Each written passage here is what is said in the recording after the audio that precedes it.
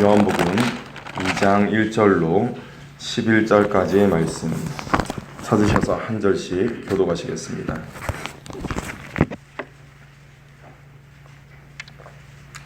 사흘째 되던 날 갈릴리 가나에 혼례가 있어 예수의 어머니도 거기 계시고 포도주가 떨어진지라 예수의 어머니가 예수에게 이르되 저들에게 포도주가 없다 하니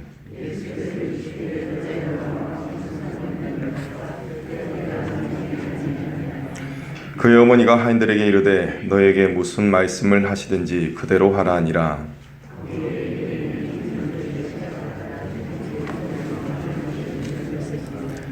예수께서 그들에게 이르시되 항아리에 물을 채우라 하신즉 아귀까지 채우니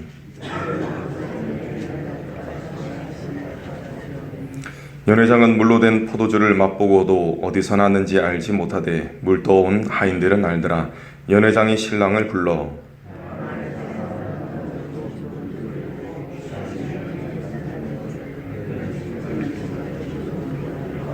함께 있습니다. 예수께서 이 첫 표적을 갈릴리 가나에 행하여 그의 영광을 나타내심에 제자들이 그를 믿으니라.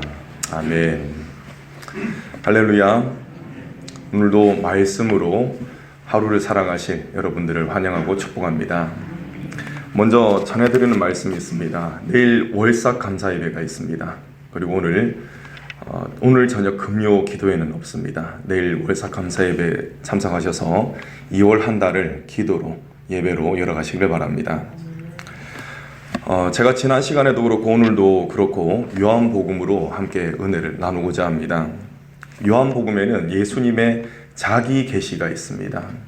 자기 계시는 무엇이냐면은 나는 무엇이다 라고 자신에 관하여 나타내시는 것, 이것을 자기 계시다라고 합니다. 총 7가지의 자기 계시가 있죠. 나는 생명의 떡이다.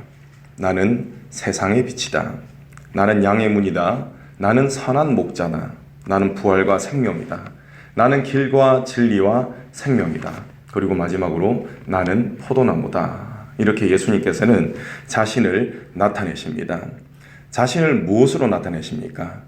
자신이 곧 하나님이시다 라는 사실을 나타내시는 것입니다. 예수님께서는 이와 같이 말로 하는 자기 계시뿐 아니라 예수님은 자신이 하나님의 아들이 되신다는 그런 표적 또한 나타내셨습니다. 오늘 말씀은 요한복음의 이 표적 가운데 자신이 하나님이 되신다는 이 표적 가운데 첫 번째 표적이 된다는 것입니다. 바로 물을 포도주로 바꾸시는 표적입니다. 예수님이 제자들을 부르신 이후에 예수님 그리고 예수님의 제자들은 혼례잔치에 초청을 받습니다.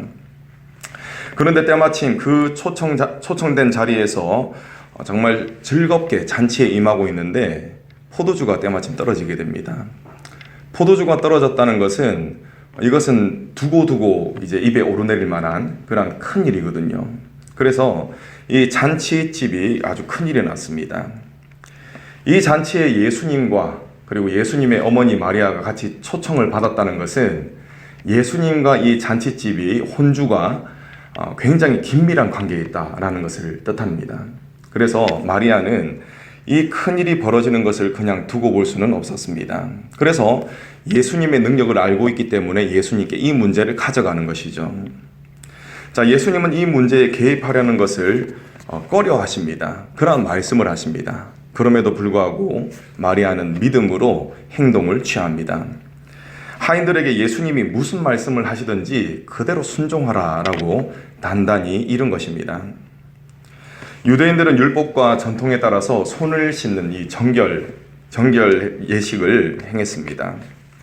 이 의식을 행하기 위해서 준비된 돌 항아리 6이 그 연회장에 있었습니다. 그런데 이 돌 항아리는 한 항아리마다 물 2-3동이를 드릴 수 있는 꽤 큰 항아리였습니다.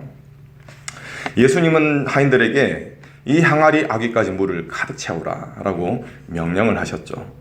그리고 그것을 다 채운 후에는 그것을 떠다가 연회장에게 가져다 주라 라고 말씀을 하셨습니다.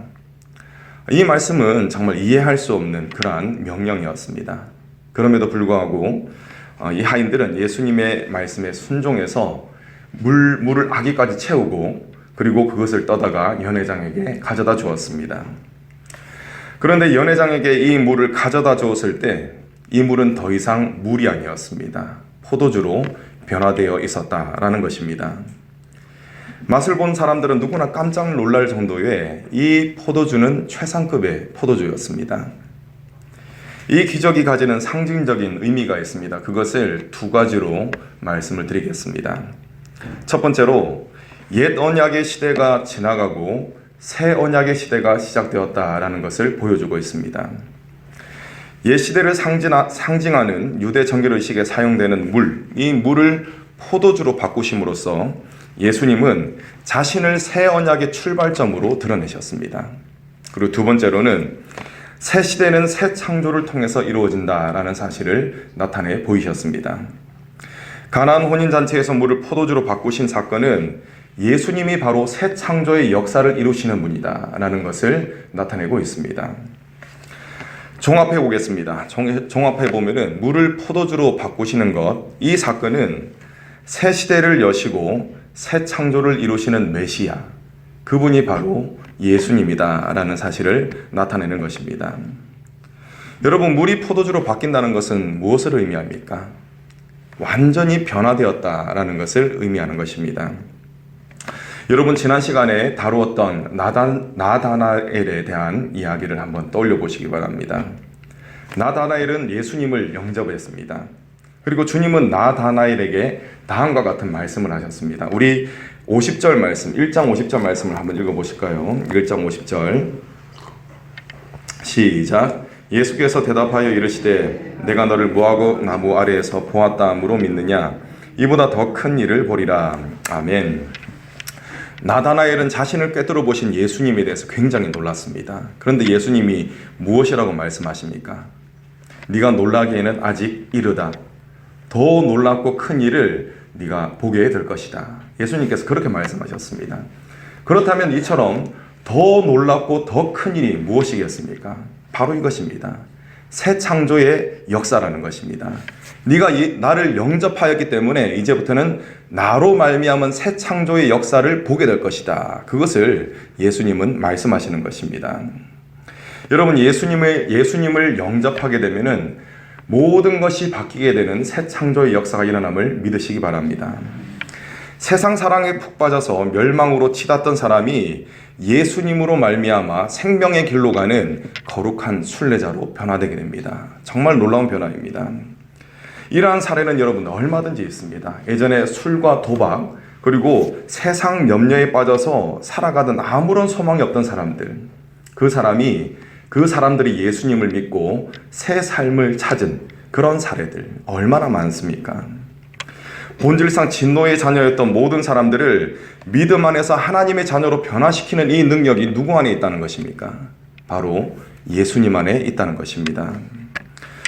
주님이 이러한 새 창조의 역사를 이루시는 것, 그것을 우리 모두도 다 경험하시기를 간절히 소망합니다. 여러분, 주님이 새 창조의 역사를 통해서 나타내시고자 하는 것이 있습니다. 그것이 무엇이겠습니까? 자, 2장 11절 말씀을 함께 읽겠습니다. 11절 시작. 예수께서 이 첫 표적을 갈릴리 가나에서 행하여 그의 영광을 나타내시매 제자들이 그를 믿으니라. 아멘. 여러분, 이렇듯 예수님께서는 새 창조의 역사를 통해서 영광을 드러내십니다. 하나님께 영광을 돌리신다라는 것입니다. 여러분, 우리가 존재하는 목적이 무엇입니까? 이 땅에서 최대한 편하게 사는 것, 영광을 누리는 것, 우리가 영광을 누리는 것, 그것이 바로 목적이겠습니까? 그렇지 않습니다. 모든 영광을 하나님께 올려드리는 것, 그것이 바로 우리의 삶의 목적인 줄 믿습니다. 자, 그렇다면 우리의 어떤 행위가 하나님께 지극한 영광을 올려드릴 수가 있겠습니까? 그것은 바로 예수님을 증거하는 것입니다. 예수님을 증거할 때 어떤 역사가 일어납니까? 새 창조의 역사가 일어납니다. 그리고 새 창조의 역사가 일어날 때 누가 영광을 받으십니까? 하나님께서 그때 영광을 받으신다는 것입니다. 여러분, 어찌 보면 전도라고 하는 것은 굉장히 미련해 보입니다. 특별히 과학이 발달되고 정보화 시대가 되었던 요즘 전도한다는 것은 굉장히 미련해 보일 수가 있습니다. 그런데 여러분 생각해 보시기 바랍니다. 가나의 혼인 잔치에 예수님께서 내리셨던 명령이 어떤 명령이었습니까? 이 돌 항아리 6에 물을 가득 채우라라는 명령입니다. 그리고 그 물을 바로 떠다가 연회장에게 갖다 줘라라는 명령을 내리셨습니다. 이 명령은 상식적으로 생각해 보면은 미련해 보이는 명령입니다. 어리석어 보이는 명령이라는 것입니다. 그런데 그 명령에 순종했을 때 새 창조의 역사 가운데 쓰임 받는 그 일이 일어나더라라는 것입니다.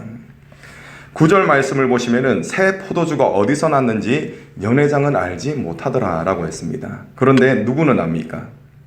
이 말씀에 순종했던, 예수님의 말씀에 순종했던 하인들은 알더라라고 기록하고 있습니다. 순종할 때 비로소 모든 것의 주인이 되시는 예수님께서 변화시키는 이 새 창조의 역사를 깨닫게 되는 것입니다. 그리고 이 새 창조의 역사를 우리가 순종할 때 경험하게 된다라는 것입니다. 여러분, 사람들은 좋은 약이나 맛있는 음식이 있으면 그것을 반드시 소개하게 되어 있습니다. 맛집을 소개하는 그런 경우를 많이 경험하셨을 것입니다. 자, 하물며 그것도 자랑하는데 하물며 새 창조의 역사가 약속되어 있는 예수 그리스도의 복음을 어찌 자랑하지 않을 수가 있다는 말입니까? 자랑할 수밖에 없다는 것이죠. 여러분, 먼저 예수님이 모든 것을 새롭게 하시는 분이심을 믿으시기 바랍니다. 그리고 그 주님을 믿는 믿음 가운데 오직 주님만을 의지하시고 살아가시길 바랍니다. 나아가서 그 믿음으로 예수님을 여러분의 이웃에게 자랑하시기 바랍니다. 그리스도로 말미암은 새 창조의 역사가 저와 여러분들의 삶의 터전에서 풍성하게 나타나기를 간절히 소망합니다. 기도하겠습니다.